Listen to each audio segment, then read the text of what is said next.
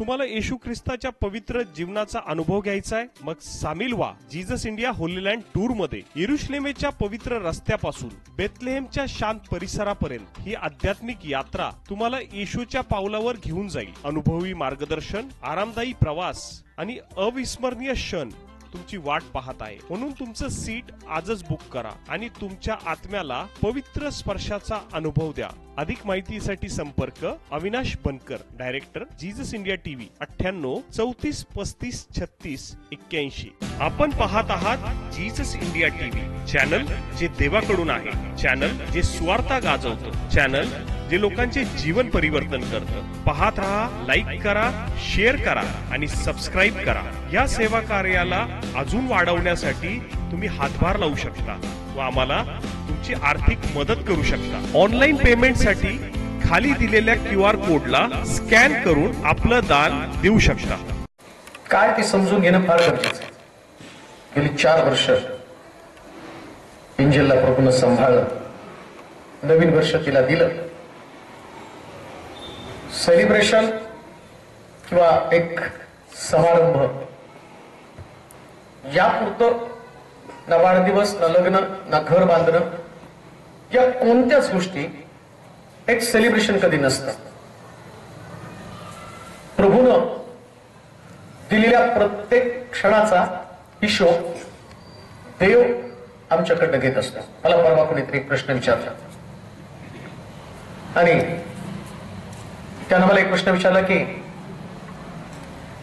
लहान लेकरांना जर बाप्तिस्मा द्यायचा नाही, मोठ्या व्यक्तीला बाप्तिस्मा द्यायचा, मग समजा लहान लेकरू लहान असताना मृत्यू पावलं तर नियमाप्रमाणे तर असं दिलं की पाण्यानं आणि आत्म्याने जन्मले असून कोणी देवाच्या राज्यामध्ये प्रवेश करत नाही. मग या नियमाप्रमाणे त्या लेकराला बाप्तिस्मा दिला नाही आणि ते लेकरू डेथ झालं. मग याचा हिशोब किंवा याचं विश्लेषण आपण कशा पद्धतीने करणार? आणि मग त्यानं विचारलेला प्रश्न अगदी करेक्ट आहे. जीवन मृत्यू हा प्रत्येकाला देवानं ठरवलेला आहे. आणि मग त्या व्यक्तीला मी देवाच्या भाषणातनं सांगत असताना सांगितलं की येशू ख्रिस्त वयाच्या 30व्या वर्षी बाप्तिस्मा घेतो, पाण्यात वर येतो. परंतु प्रभू येशू ख्रिस्त छोटा असताना त्याचे आई वडील त्याला मंदिरात नेतात आणि त्याचं समर्पण करतात. म्हणजे काही गोष्टी ज्या आई वडिलांनी करायला पाहिजे त्या जर त्यांनी केल्या नाही तर त्याचा हिशोब त्या आई वडिलांकडनं घेणार, लेकराकडनं नाही घेणार. म्हणजे त्या लेकराचं समर्पण करणं, देवाच्या हातामध्ये त्याला सोपवणं, ही जबाबदारी, ती आई वडिलांची जबाबदारी की त्या लेकराला देवाच्या सानिध्यामध्ये वाढवता आलं पाहिजे. आणि मग ज्यावेळेस त्याला समज बुद्धी येते त्यावेळेस त्याला एक निर्णय घ्यायचा असतो, समर्पण. मग आम्ही पाहतो की लहानपणी आई वडिलांनी समर्पण करायचं आणि जास्त तरुण होतो, समज येते त्यास बाप्तिस्मा म्हणजे त्याचं समर्पण असतं. मग आता प्रश्न एंजलचा आहे. ठीक आहे, आता आम्ही सेलिब्रेशन करत आहोत, थोड्या केक कापेल, केक कापल्यानंतर मग आपण जेवण पण करणार. मग सगळं झाल्यावर आम्ही म्हटलं की वाढदिवस खूप छान झाला. कशावर रिॲक्शन असणार आहे? जेवण, डेकोरेशन, सगळं काही. आम्ही म्हणणार वाढदिवस खूप छान झाला. परंतु या सगळ्यामध्ये ज्याच्यासाठी आम्ही प्रार्थना ठेवली ती प्रार्थना, या प्रार्थनेमध्ये देव आमच्याकडनं काय अपेक्षा करतो ते समजून घेणं गरजेचं आहे. आमच्याकडनं काय अपेक्षा करतो? आता महिमा मगाशी एक गोष्ट बोलली की तिला काही कळत नाही असं आपल्याला वाटतं, पण शबेलाशी देव बोलला, 100% देव बोलतो. पण लेकराला वाढवताना जसं मी पाहतो या लेकराशी देवानं बोलावं. तिने एक भाग सांगितला की शबेलाशी देव बोलला, पण देवानं त्याच्याशी बोलावं याच्यासाठी त्याच्या आईनं त्याला मंदिरात नेऊन सोडलं. म्हणजे देव तेव्हा लेकरांशी बोलतो जेव्हा लेकर देवाच्या मंदिरामध्ये असतात. देवाच्या मंदिरात नसतील तर कसं बोलणार? मुख्य समस्या तीच आहे. एक वचन वाच, लुकाचं शुभवर्तमान 8वा अध्याय, लुकाचं शुभवर्तमान आणि त्याचा 2रा अध्याय 41 पासून 46 पर्यंतची वचन. लुकाचं शुभवर्तमान. त्याचे आई बाप दरवर्षी वल्हांडण सणास यरुशलेमेत जात असत आणि तो 12 वर्षाचा झाला. 12 वर्षाचा झाला तेव्हा ते त्या सणातील रिवाजाप्रमाणे तेथे गेले. मग सणाचे दिवस संपल्यावर ते परत जाण्यास निघाले. तेव्हा तो मुलगा येशू यरुशलेमेत मागे राहिला.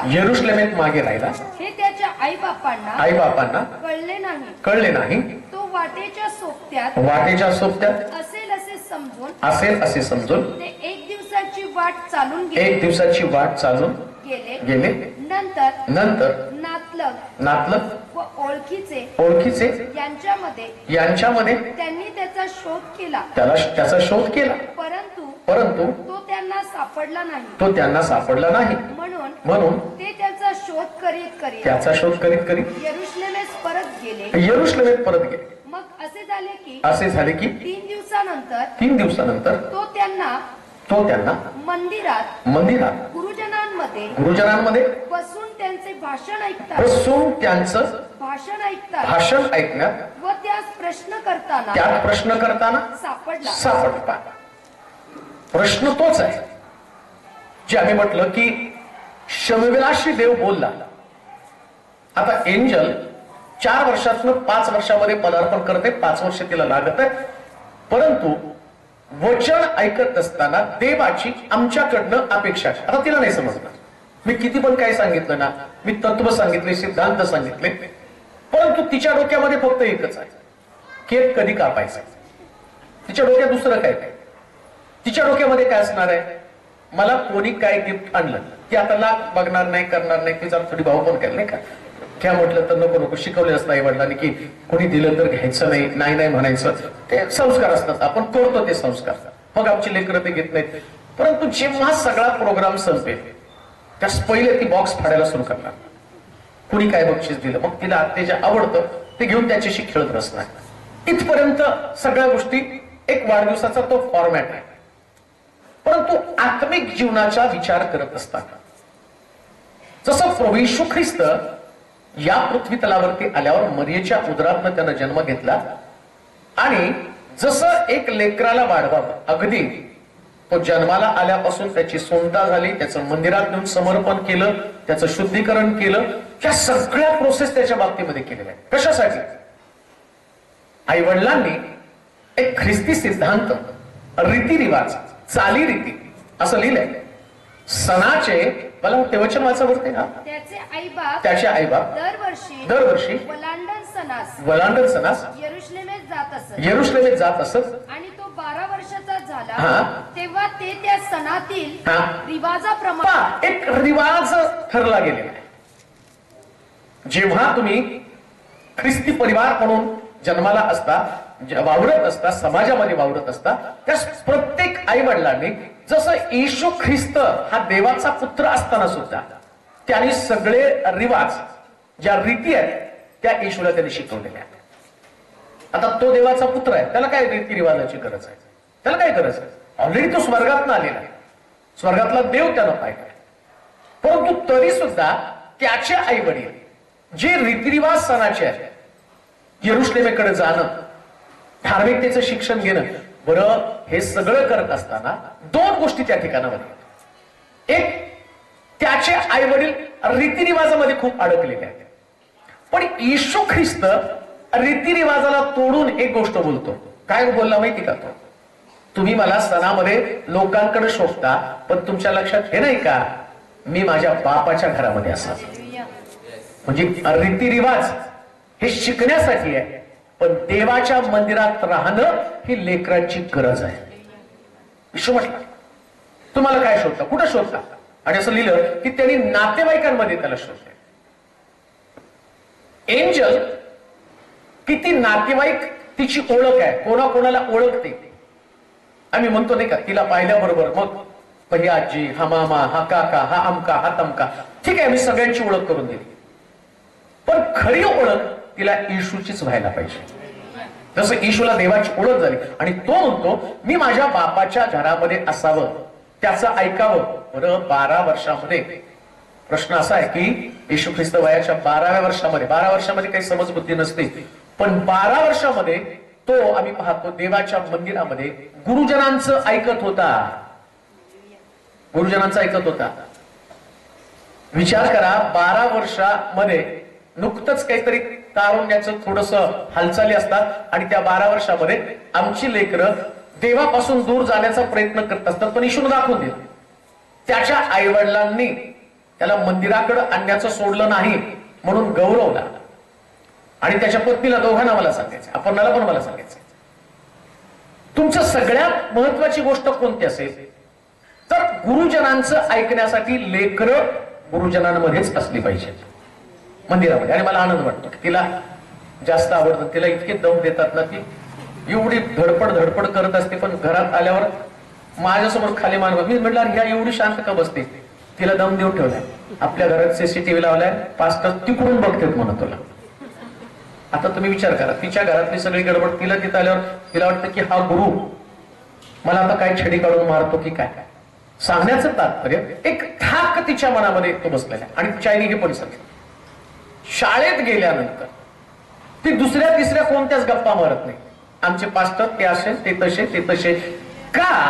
याचं कारण येशू ख्रिस्त 12व्या वर्षामध्ये ज्या गोष्टी करत होत्या त्या गोष्टी जर आमची लेकरं करतील तर क्रुसावरती असताना सुद्धा तो फक्त देवाला प्रश्न करत होता, माझ्या देवा, माझ्या देवा, तू माझा त्याग का केला. त्याग करणाऱ्या अनेक गोष्टी होत्या. त्याचे जवळचे लोक त्याला सोडून गेले. जो त्याच्या उराशी झोपणारा पेत्र, याकोब, योहान, जे सतत त्याच्या जवळ होते, पण त्यानं प्रश्न नाही केला की हे लोकांनी माझा का त्याग केला. कारण देवाच्या जवळ राहणं आणि या लोकांच्या जवळ राहणं, लक्षात ठेवा, नातेवाईकांमध्ये लेकरं शोधू नका.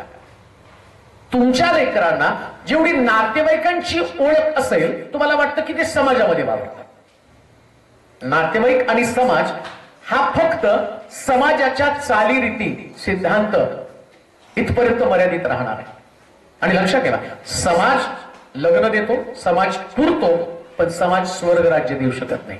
स्वर्ग राज्य देण्यासाठी देवाचीच ओळख व्हायला पाहिजे. मनुष्य म्हटला, मी स्वर्गाचं द्वार आहे, माझ्या द्वारे आले वाचून कोणी पित्याकडे जाऊ शकत नाही. जर आमच्या लेकराला येशूची ओळख झाली तर तो स्वर्गाच्या राज्याकडे जाणार. एंजलला येशूची ओळख व्हायला पाहिजे. आणि ती येशूची ओळख होत असताना असं लिहिलंय, 2 गोष्टी सांगितलेल्या. एक, तो गुरुजनांचं ऐकत होता. म्हणून लेकरांना नेहमी देवाचं वचन ऐकायची सवय लागली पाहिजे. आणि जेवढं देवाचं वचन ते ऐकतील ना, तितकं प्रेम त्यांचं देवावरती होणार. देवावरती त्यांचं प्रेम होणार. बालपणापासून देवाच्या वचनामध्ये रुळलेली लेकरं, मला असं वाटतं मी 3-4 पिढ्या नाही का, निरंजन गोडके, प्रशांत, त्याच्यानंतर शालोम, आता त्याचं लग्न होईल लवकर, मग त्याचं पोरग, म्हणजे एवढ्या पिढ्या मी बघणार. पण आनंदाची गोष्ट कोणती माहिती का,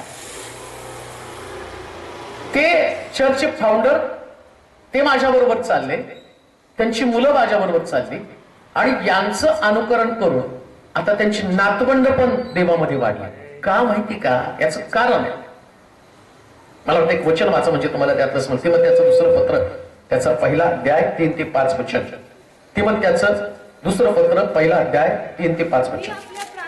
मी आपल्या प्रार्थनेत सेकंड ते नाही, दुसरे ते नाही, रात्रंदिवस तुझं स्मरण अखंड करतो, तुझे अश्रू मनात आणून तुझ्या भेटीने आनंदभरीत व्हावं, म्हणून तुला भेटण्याची हा फार उत्कंठा बाळगतो. हा तुझ्यामध्ये असलेल्या हा निकष विश्वासाची विश्वासाची मला आठवण होऊन ज्या देवाची माझ्या पूर्वजांपासून चालत असलेली सेवा मी शुद्ध विवेक भावानं करीतो, त्याचे मी आभार मानतो. त्याचे मी आभार मानतो. तो विश्वास पहिल्यानं तुझी आजी लोईस तिचा ठाई होता. तुझी आई युनिके तुझ्या युनिके तिचा ठाई होता. हिचा पण ठाई होता. आणि तोच विश्वास तुझ्याही ठाई आहे. तुझ्या 3 पिढ्यांसंबंधानं बोललं गेलेलं आहे. 3 पिढ्या. प्रश्न असा आहे, एंजलचा वाढदिवस आहे, पण एंजलच्या वाढदिवसाचा संबंध 3 पिढ्यांशी. ते फार सोपं आहे नाही का? लेकरं मोठी झाली आणि मोठी झाल्यानंतर लेकरं ऐकत नाही, त्यासाठी म्हणतो पाळक साहेबांकडे जावं आणि मग पाळक साहेब यांच्यासाठी उपास करा, प्रार्थना करा आणि या लेकरांना देवात तुम्ही वाढवा. कशीच तशी चुकून पण वाढणार. समस्या आल्यानंतर तुम्ही लेकरांसाठी रदबदली करा, उपवास करा, प्रार्थना करा. अगदी देवाचा नियम दिलेला आहे. कोणता नियम आहे? जसं येशू ख्रिस्ताच्या आई वडिलांनी त्याला मंदिरात नेलं आणि मंदिरात जाऊन त्याला ते शिक्षण मिळालं आणि शिक्षण मिळाल्यावरती आता तो गुरुजनांमध्ये जाऊन बसला. ऐका, जर आमची लेकरं गुरुजनांमध्ये जाऊन बसले नाही, धार्मिकतेमध्ये बसले नाही, तर दुसरीकडे कुठेतरी जाऊन नक्कीच बसणार आहे. 100% बसणार आहे. बरं, आता प्रॉब्लेम असा आहे, तुम्ही त्यांना गुरुजनांचं शिक्षण दिलं, आमची जबाबदारी काय? त्या मरियेनं म्हटलं की येशू वाटेत कुठेतरी असेल, मित्रांबरोबर नातेवाईकांबरोबर इथं शोधलं. पण तो गुरुजनांमध्ये गेल्यावर, तो गुरुजनांमध्ये असल्यावर सुद्धा त्याच्या आई वडिलांना प्रॉब्लेम होता. आम्ही तुझा शोध घेतला. तो म्हणतो मी तर बापाच्या घरात असलं पाहिजे. पाहता तिथं जे शिक्षण आम्हाला मिळतं ना, येशू ख्रिस्त त्याच्या आई वडिलांना जे प्रश्न करत आहे आणि तो ज्या गोष्टी सांगत आहे त्याच गोष्टी आम्हाला समजावून घेणं फार गरजेचं आहे. की तिथं सणाच्या चालीरीती सगळ्या गोष्टी त्यांना समजावून सांगितल्या, परंतु येशू ख्रिस्त स्वर्गातनं आल्या कारणानं त्याला स्वर्गातल्या गोष्टी या पृथ्वी तलावर असणाऱ्या परिवाराला शिकवायच्या होत्या, ज्या मरियेला, योसेफाला आणि बाकीच्या लोकांना ठाऊकच नाही. आता त्यांची पद्धत काय? सणासाठी मुलं यरुशलेमेत घेऊन जाणं ही त्यांची पद्धत आहे. आमच्या सुद्धा वाडवडिलांनी आम्हाला एकच शिकवलंय, काय? चर्चला जायचं आणि यायचं ही आमची चालीरीती, ही आमची पद्धत आहे. पण तिथं जी पद्धत आहे, येशू ख्रिस्त त्या पद्धतीला छेद येतो आणि तो काय म्हणतो माहिती का? मी गुरुजनांचं ऐकत बसलो, पण 12 वर्षात नुसतं ऐकत नव्हता, त्याने गुरुजनांना प्रश्न पण केले, प्रश्न सुद्धा केले. मग हे प्रश्न येणार कसे? हा बघा, आता वाचतोय आम्ही तिमोथेचं पत्र आणि तिथं आमचा विचार चाललाय एंजलचा वाढदिवस, आणि एंजलच्या वाढदिवसामध्ये 3 पिढीविषयी सांगितलं गेलं आणि 3 पिढ्या त्या आमच्या जीवनाशी कशा निगडीत आहेत, ते आमच्या काय जबाबदाऱ्या आहेत ते आम्हाला समजून घेत असताना या सगळ्या गोष्टी आम्हाला जाणीव करून घ्यायला पाहिजे. काय जाणीव करून घ्यायला पाहिजे? इकडं तिमोथेला पत्र लिहिताना पौल काय म्हणतो? तुझी आजी लुईस आणि तुझी आई युनिके. आजीच्या ठाई जो विश्वास होता युनिकेमध्ये आला आणि युनिके मधला विश्वास कोणामध्ये आला? तिमोथेमध्ये आला. म्हणजे आधी विश्वास आजीत पाहिजे, मग कोणात पाहिजे? आईमध्ये, मग कुणात येणार? एंजलमध्ये. बघा, म्हणजे आमचं घराणं जर सुरक्षित करायला पाहिजे तर 3 पिढ्या त्यांना देवाची ओळख व्हायला पाहिजे. 3 पिढ्या. आणि काय घडलं माहिती का?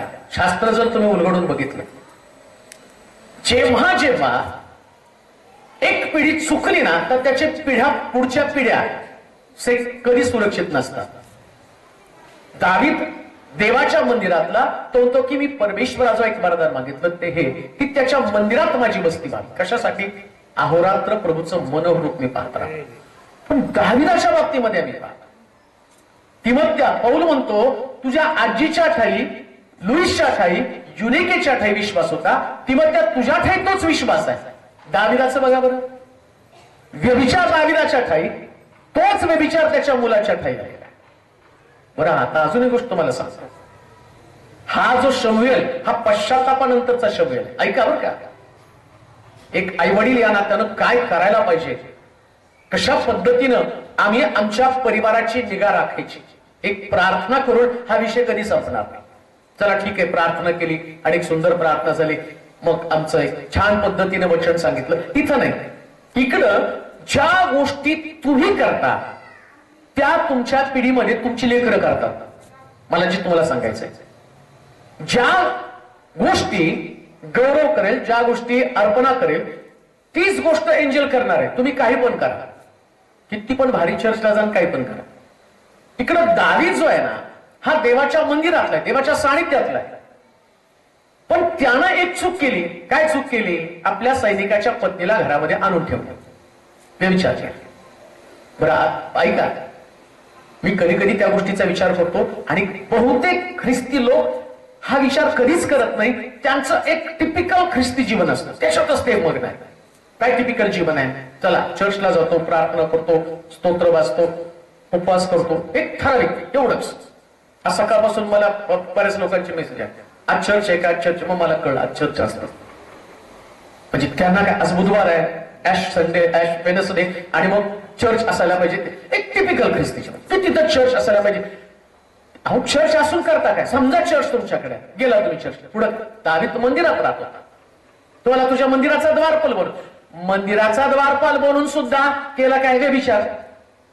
काय केलं मंदिराचा द्वारपाल? आता तो देवाला म्हणतो, मग तुझं वरदान मागितलं, तुझ्या मंदिरात माझी वस्ती होते, अवरात्र मी तुझं मन, बोलणं किती गोडगोड आहे त्याचं, अवरात्र तुझं. अरे देवाचं मन रूप पाहत असताना तुझं लक्ष त्या स्त्रीचं कसं काय रूप बघायला गेलं? समस्या ती आहे.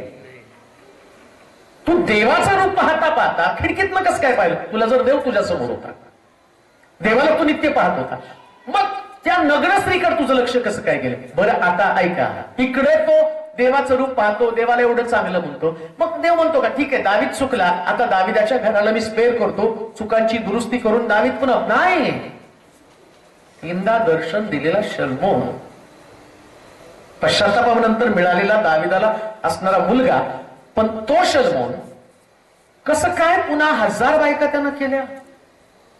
कसं शक्य आहे? आणि त्याच्यामध्ये 700 विधर्मी पत्नी त्यांनी केली, की ज्या शल्मोनानं देवाचं दर्शन पाहून सुद्धा तो मूर्तीच्या नादी लागला. जिवंत देवाचा त्याने त्याग. कसं काय घडलं? त्याचं उत्तर तिकडे पौल तिमोथेच्या पत्रामध्ये सांगतो. जो विश्वास तुझी आजी युनिके, तुझी आई लुईस, तो विश्वास तुझ्यामध्ये. जो व्यभिचार दाविदामध्ये होता, तो व्यभिचार त्याच्या मुलामध्ये आला. तोच व्यभिचार आम्ही पाहतो त्याच्या पिढीमध्ये पुढे पुढे निघून गेला. का? कारण बायबल सांगतं जबाबदारी कोणाची आहे? जबाबदारी आई वडिलांची. लक्षात घ्या बरं का. तुम्ही जशा पद्धतीनं तुमचं वर्तन ठेवाल, तुम्ही किती पण स्वतःला सेक्युअर करा, किती तुम्ही, प्रश्न तोच आहे की तुम्ही धार्मिकता जे म्हणता ना, तुम्ही धार्मिकता, तुमच्या प्रार्थनेपेक्षा सुद्धा. आता बघा, साप दिसायला किती सुंदर असतो, किती सुंदर असतो साप, नाही का? बघितलं असं वाटतं की मोके घ्यावे, पण विष किती भयानक असतं. पाप कसं आहे? तुम्ही हे धार्मिक जीवन हे वरवरचं झालं, ते दिसायला खूप छान दिसतं. मी उपवास करतो, मी प्रार्थना करतो, मी आमचं करतो. व्यभिचार विष आहे ना, व्यभिचार विष आहे, पाप विष आहे. आणि हे विष तुम्हाला सापाला पाहिल्यावर वाटत नाही की त्याच्यात विष आहे, त्याने दंश केल्यावर कळतं ते विष आहे. तसं पाप आहे. इकडं पौल काय सांगतो माहिती का? शुद्ध विवेक भाव. फार सुंदर बोललं तो पौल.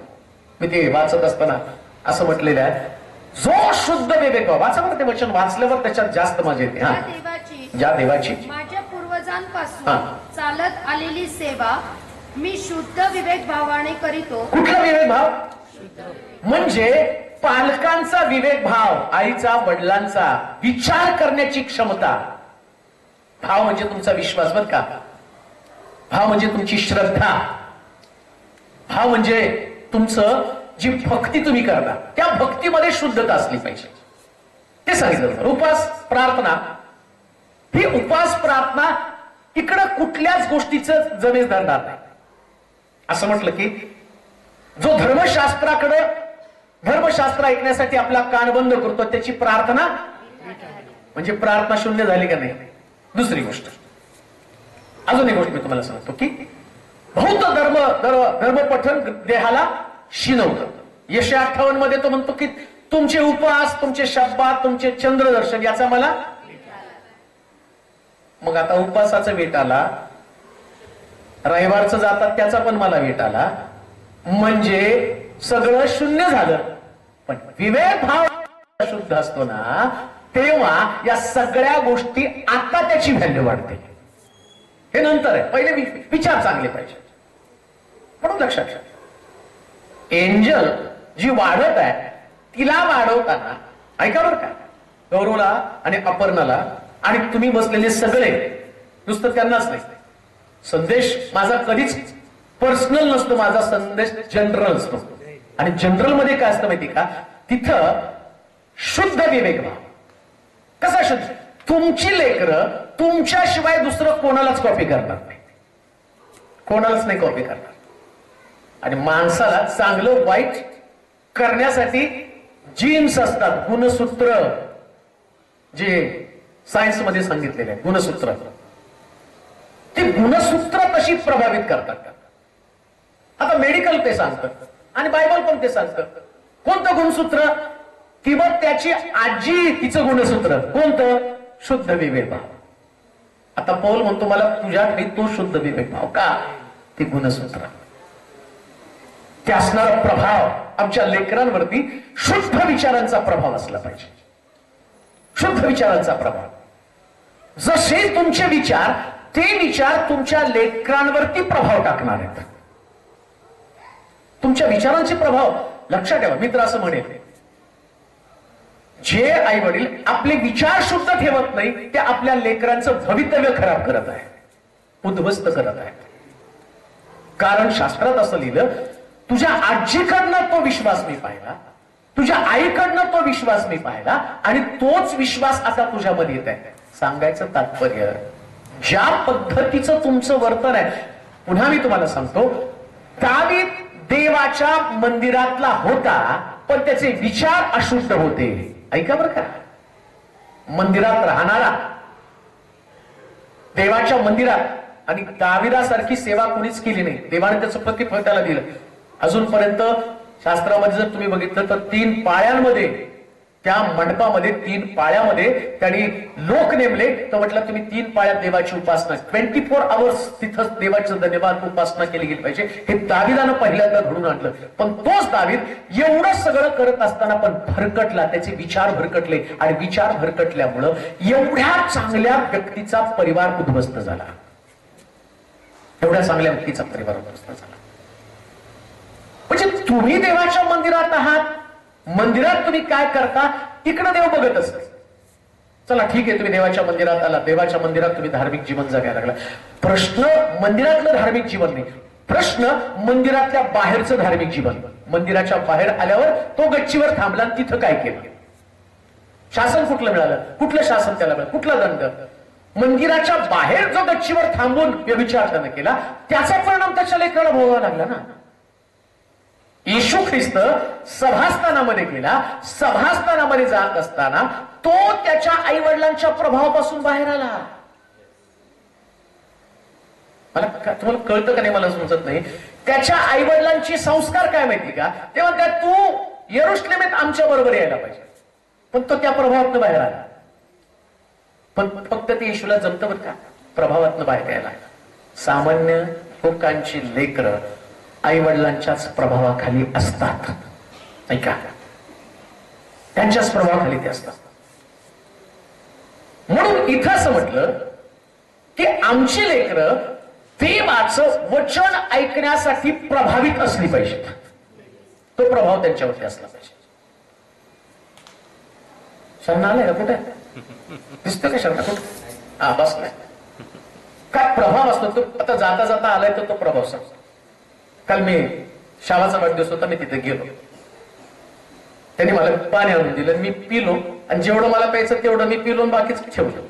आणि तो पटकन आत ग्लास घेऊन गेला, घाट्या घाट्या पिऊन घेतलं. नाही म्हटलं पवित्र पाणी, पास्टर पिल्या. त्याचा बाप म्हटला अरे हा कोणाचं उष्ट्या पाणीकडे बघत पिले, हात पण लावत नाही. आणि का माहितीये का, जेव्हा लेकरं एक प्रभावी जीवन बघतात ना, त्यांना कळतं हा प्रभाव माझ्यामध्ये यायला पाहिजे. हेच गोष्ट मी तुम्हाला सांगते. जीवनाचा प्रभाव जो आहे ना, तो प्रभाव टाकण्यासाठी स्वतः येशू ख्रिस्त सुद्धा आई वडिलांपासून अलिप्त झाला. तो नाही तिथं राहिला, तो नाही राहिला तिथं. आणि तो प्रभाव टाकण्यासाठी कुठे गेला? गुरुजनांमध्ये. गुरुजनांमध्ये. लक्षात ठेवा, गौरव आणि अपर्णाच्या प्रभावाखाली तिने कधी वाढू नये. तिला मी तर म्हणतो तिने माझ्याच प्रभावाखाली वाढावं. का माहिती का? जो मार्ग मी दाखवतो ना देवाच्या वचनातून, तो मार्ग करेक्ट असतो, तो कधी भरकटत नाही का? म्हणून पौल म्हणतो मी ख्रिस्ताचं अनुसरण करतो, तुम्ही माझं अनुसरण करा.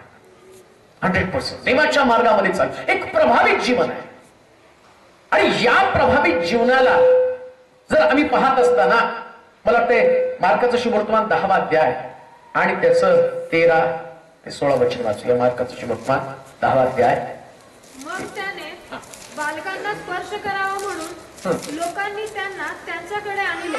मग त्या बालकांना त्यांनी स्पर्श करावा म्हणून लोकांनी त्यांना त्याच्याकडे आणलं. परंतु शिष्यांनी आणणाऱ्यांना दटावलं. ते पाहून येशूला फार वाईट वाटलं. तो त्यांना म्हणाला. येशूला कधी कधी वाईट सुद्धा वाटतं. कधी वाईट वाटणार आहे माहिती का? आता आमची प्रार्थना चालू आहे, इथं येशूला बरं वाटतं. पण एक प्रसंग असा येईल की त्या प्रसंगामध्ये गौरव आणि अपर्णा आणि एंजल या तिघांमध्ये जेव्हा एंजल देवाच्या घराकडे नसणार आहे, त्यास बायबल सांगतं की येशूला वाईट वाटतं. तो काय म्हणतो? पालकास माझ्याजवळ. म्हणजे लेकरं कुठं असली पाहिजे? देवाच्या घरात, मंदिरामध्ये. आणि मला आनंद वाटतो तिच्याकडे बघितल्यानंतर. चर्चला अजून चालू व्हायच्या अगोदर डोक्याला स्कार बी अगदी मोठ्यांना लाजवलं असं तिचं स्कार बी बांधून सगळ्यात अगोदर बरोबर सुरुवातीला तिला कुठं बसायचं काय काय. आता तिला बरोबर माहिती जागा कुठं आहे. चाई तिला बरोबर सांगते तुला तिथं जाऊन बसायचंय.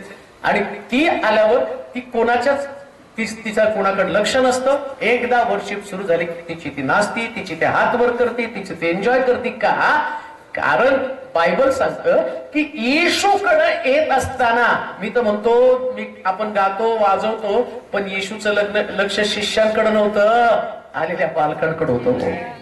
शिष्यांकडे त्याने पाहिलं तर शिष्यांचे दुर्गुण सांगितले. शिष्य काय करत होते? शिष्य काय करतात? म्हणजे ते पण लिहिले शिष्य काय करतात आणि बालक काय करतात. मग येशू म्हटला बालकासारखं झाल्याशिवाय कोणी देवाचं राज्य. आम्ही सगळेजण तिथं असतो ना. आता मी पण शिष्य म्हणून तिथं बघत असतो लेकर गोंधळ तर येशू ते पण पाहतात. पण तरी सुद्धा लेकर येशूकडे आणण्याचं जो प्रयत्न सर्व लोकांनी केलेला आहे तोच प्रयत्न प्रत्येक पालकाने केला पाहिजे. तुम्हाला लेकरांना देवाकडे आणावीच लागते. त्या येशूच्या आईवडिलांचा प्रॉब्लेम काय होता? त्यांनी येशूला देवाकडे नेण्याच्या ऐवजी नातेवाईकांकडे दिला. म्हटलं नाही का ते कुठल्या तरी नातेवाईकांकडे असेल. काय स्टार्ट वाचले आपण? काय वाचावर स्टार्ट? नंतर नातलग व ओळखीचे. नातलग आणि ओळखीचे यांच्यामध्ये म्हणजे मरियेला योसेफाला काय वाटत होतं? येशू कोणत्या तरी ओळखीच्या लोकांकडे असतात आणि ओळखीच्या व्यक्तीकडे सापडला नाही तर मग डोकं ती फिरत नाही. मला वाटलं तू काकूकडे असेल, मला वाटलं तू मामाकडे असेल, मला वाटलं तू शेजाऱ्यांकडे असेल, तू तिथं नाही सापडला. मग येशू म्हणतो तुम्ही मामाकडे शोधला, काकाकडे शोधला, शेजाऱ्यांकडे शोधला, पण तुम्हाला लक्षात येत नाही का मी देवाच्या घरामध्येच असावा. देवाच्या घरामध्ये असल्या लेकरं. आणि एक गोष्ट मला सांग, तुमची लेकरं देवाच्या घरात असली ना ती सगळ्यात सुरक्षित लेकर आहे. कुठंच नाही सुरक्षित. अजून एक गोष्ट मला सांग, देवाच्या घरात तुमची लेकरं असली ना कदाचित जीवनामध्ये एक टर्निंग पॉइंट येईल आणि त्या टर्निंग पॉइंट मध्ये काहीतरी बिघाड होण्याची शक्यता आहे. तरी सुद्धा देवामध्ये असल्या कारणानं देव त्यांना आपल्या हातातून निसटू देत नाही. हे बायबल मधलं सत्य आहे. कधीच नाही. ओळख राहू द्या देवाच्या. आणि दुसरी गोष्ट, एक जबाबदार पॅरेंट्स म्हणून जीवन जगा. जबाबदार. तुमचे विचार माणसं पाहत नाही. ऐका बरं का, मी विचारा संबंधाने बोलत आहे. तुझी आजी लुईस, तुझी आई युनिक आहे. तिच्या ठाई काय होता? शुद्ध विवेक भाव. काय होता? शुद्ध विवेक.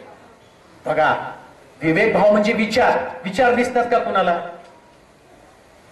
आता बायबल सांगतं ते विचार मी जाणले.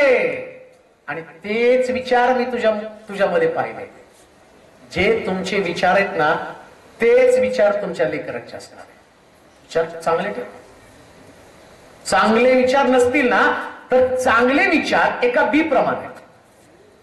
बी जमिनीमध्ये पेरल्यावर दिसत नाही, कधीच दिसत नाही. ते तुम्ही जाता येता. आता बघा चर्चच्या बाजूला तुम्ही उन्हाळ्यामध्ये एकदम स्वच्छ पट्टा असतो, काहीच नसतं, मग तिथं बी कोण पेरतच नाही. पण पाऊस आल्याबरोबर कसलं काँग्रेस दिसतं नाही. सगळीकडे जर तुम्ही बघितलं तर मोठं जंगल दिसतं. मग पेरलं नाही तर आलं कसं? ते आहे आतमध्ये. हीच गोष्ट आहे. विचार आता दिसत नाहीत, पण ते विचार जेव्हा वातावरण तयार होईल हेच विचार तुमच्या लेकरांसाठी घातक तयार होईल. म्हणून आई वडिलांचे विचार शुद्ध विचार असले पाहिजेत. आणि शुद्ध विचार राहण्यासाठी सगळा परिवार देवाकडे आला पाहिजे. सगळा परिवार. नाही येशू म्हटलं तुमच्या का लक्षात येत नाही? मी गुरुजनांमध्ये असावं आणि देवाचं वचन. लक्षात ठेवा, नुसतं चर्चला जाणं महत्वाचं नाही, तर गुरुजनांचं ऐकणं तितकं महत्वाचं आहे. बऱ्याच वेळा चर्चला जातात पण चर्च संपण्याचा विचार आई वडील करत असतात, नाही का? म्हणजे ऐकण्यापेक्षा संपण्याकडे जास्त कल असतो. कधी संपत. पण येशू ख्रिस्त तिथं बसून ऐकत होता, पण नुसतं ऐकत नव्हता.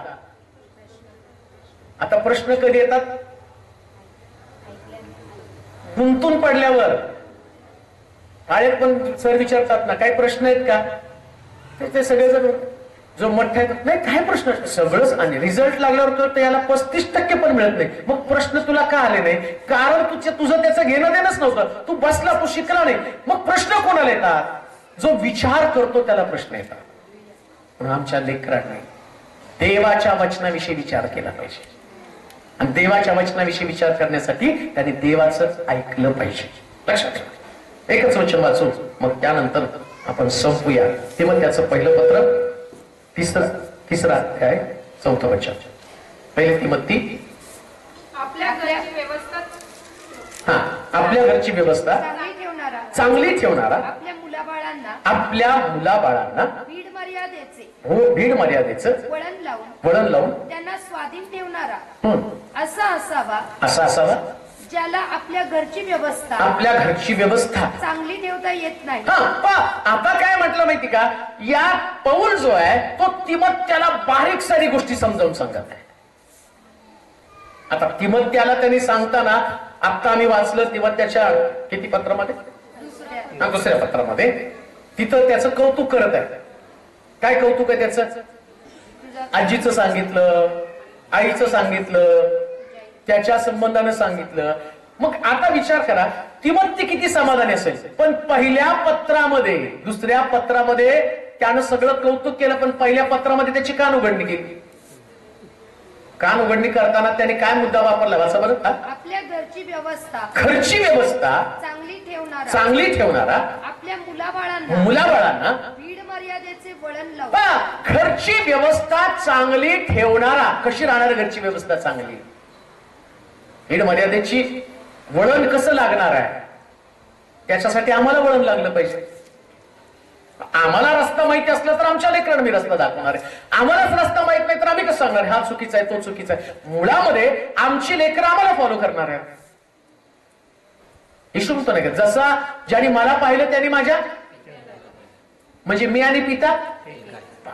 देवाचे सगळे स्वभाव येशूमध्ये, तुमचे सगळे स्वभाव तुमच्या लेकरांमध्ये. साधं गणित आहे, दुसरं गणितच नाहीये.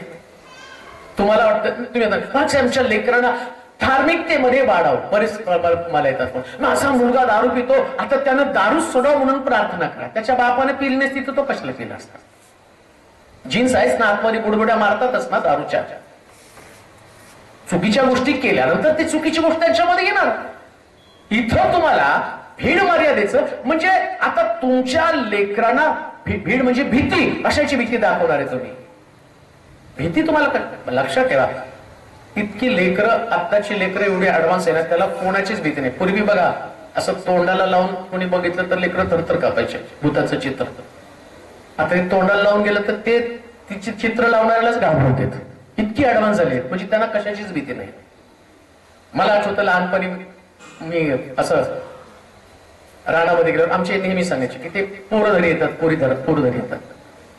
मग पोरं घरी येतात म्हटल्यानंतर मी असंच एकदा गेलो आणि तिकडं कुत्र पकडण्याची गाडी आहे आणि ते खाली उतरले आणि त्या रानामध्ये त्यांनी ती काठी जाळी काढली आणि ते कुत्र्यांवरती टाकायचे आणि ते ओढत ओढत नेत आणि मी तिथंच रडायला चालू केलं. मला वाटलं कुत्र धरणारीच पोरं धरतात आणि घाबरून रडत रडत रस्त्यावरून पळत चाललो. का तर मला आता पोरं धरणार आहे, मला पकडून येणार, मला पकडून. म्हणजे त्यावेळेस ती एक भीती होती, पण आता ती भीती नाहीये. का माहितीये का, जग एवढं ऍडव्हान्स झालं ना, त्यांना जगातली कुठलीच भीती असणार आहे. पण किती ऍडव्हान्स जग असलं तर देव ही एक अशी व्यक्ती आहे, जेव्हा तिचं नाव घेतलं जाईल त्यास प्रत्येक व्यक्ती त्याच्या समोर पैकर बघतील. त्या म्हणून बायबल सांगतं बालके आणि तानुले पण माझी स्तुती करतील, असं शास्त्रात लिहिलेलं आहे. का तर त्यांच्यामध्ये भीती असणार. त्यांना वाटतं की मी देवाच्या घरामध्ये आणि मला देवाचा धन्यवाद केला पाहिजे. म्हणून जाता जाता मी तुम्हाला सांगतो, घरामधली व्यवस्था प्रत्येकानं चोख ठेवली पाहिजे. व्यवस्था कशी चोख ठेवणार आहे, मी ते म्हणणार नाही तू अभ्यास केला का, मग तू शाळेला गेला का, मग होमवर्क केला का, ती कसली व्यवस्था नसते. किती पण अभ्यास करा, काही पण करा, जेव्हा लेकरं मोठी व्हायची ना त्या टायमाला तुमची लेकरं देवाच्या मंदिरातली व्यवस्था त्यांना समजलंय तर जगातली कोणतीच व्यवस्था त्यांना समजू शकत नाही. समजू शकत का, काही पण करा तुम्ही, किती डोकं आपटा. आणि लक्षात ठेवा, देवाकडे वळवण्याचा मार्गच कोणता असेल तर लेकर. शेवटी लेकरांना, आईवडिलांना सगळ्यात शेवटी लेकरांचं जीवन नीट व्हावं म्हणून परमेश्वराचा आश्रय घ्यावाच लागतो. आणि परमेश्वराचा आश्रय घेण्यासाठी आम्हाला नेहमी आमची लेकरं देवाच्या मंदिरात राहिली तर लक्षात ठेवा आमची लेकरं सुरक्षितच राहतील. म्हणून ही व्यवस्था आमच्या लेकरांना शिकवणं फार गरजेचं आहे. आपण प्रार्थना करू. सर्वशक्तिमान देवा, आम्ही नम्रतेने तुझ्या समोर येत आहोत. या क्षणाला एंजल बद्दल आम्ही तुझा गौरव करतो प्रभू. 4 वर्ष तिला तू सांभाळलंस, 5व्या वर्षामध्ये तिने पदार्पण केलेलं आहे. माझी प्रार्थना तिच्यासाठी असेल, तिला वाढवण्याचं ज्ञान, अपर्णा आणि गौरव यांना तू देतो. आज तुझ्या भाषणात आम्ही हे देखील ऐकलं, बालकास मज्जळ येऊ द्या. ती बालकं येशूकडे येत असतात. शिष्याने दटावलं पण त्या गोष्टीचं येशूला वाईट वाटलं. पण आज आम्ही प्रार्थना करतो देवा, एंजल तुझ्या जवळ राहते. जो विश्वास लुईसेमध्ये, आजीमध्ये, आईमध्ये, तोच विश्वास ती मध्यामध्ये. प्रार्थना करतो यांचा पिढ्यानपिढ्याचा विश्वास आणि शुद्ध विवेक भाव कायम असू दे प्रभूचे, जेणेकरून जीवन पाहिल्यानंतर आशीर्वादित जीवन कसं असावं हे या परिवाराकडे पाहून लोकांना समजू दे. चांगला आरोग्य तिच्या ठाई राहू दे. वरील ज्ञानानं तिला तृप्त कर. आणि जसा प्रभू येशू ख्रिस्त मनुष्य आणि देवाच्या कृपेमध्ये वाढला तसं ही लेकरू तुझ्या कृपेमध्ये, देवाच्या कृपेमध्ये वाढतोय. धन्यवाद देतो, तुझी स्तुती करतो. आशीर्वादित कर तिला, गौरवला, अपर्णाला, संपूर्ण लोखंडे परिवाराला तू आशीर्वादित कर. मंडळी या नात्याने आमची प्रार्थना असेल, तुझा अनुग्रह, तुझी कृपा त्यांच्यावरती राहू दे. सर्व स्तुती, महिमा, गौरव तुला दे. येशूच्या नावात ही प्रार्थना विनंती केली म्हणून तो ऐक. आमेन. आता देवबापाची प्रीती, प्रभू येशू ख्रिस्ताची कृपा, पवित्र आत्म्याची सहभागिता तुम्हा सर्वांबरोबर, विशेष करून एंजल बरोबर आणि संपूर्ण लोखंडे परिवाराबरोबर आता आणि सदा सर्व काळ राहो. आमेन.